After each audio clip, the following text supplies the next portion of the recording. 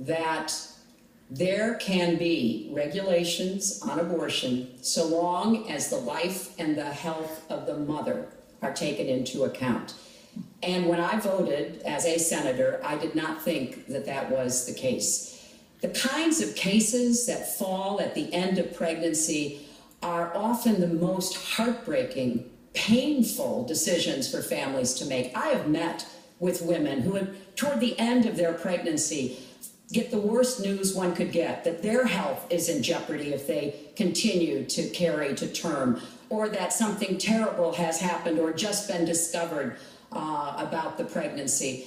I do not think the United States government should be stepping in and making those most personal of decisions. So you can regulate, if you are doing so, with the life and the health of the mother taken into account. Mr. Trump, your reaction, and particularly on this issue of late-term partial birth. Well, I think it's terrible. If you go with what Hillary is saying, in the 9th month, you can take the baby and rip the baby out of the womb of the mother just prior to the birth of the baby.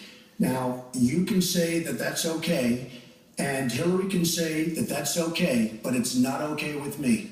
Because based on what she's saying and based on where she's going and where she's been, you can take the baby and rip the baby out of the womb in the 9th month on the final day.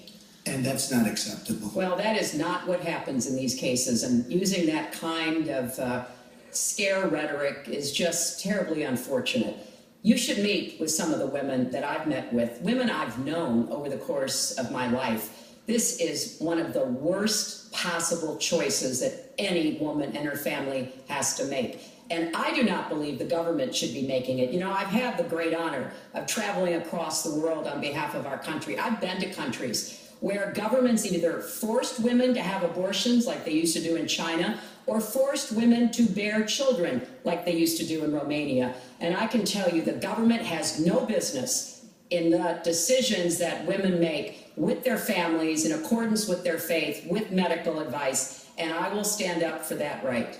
All right. So just briefly, I want to move on to another Honestly, segment. nobody has business doing what I just said, doing that as late as 1 or 2 or 3 or 4 days prior to birth. Nobody has that. All right. Let's move on to the subject of immigration.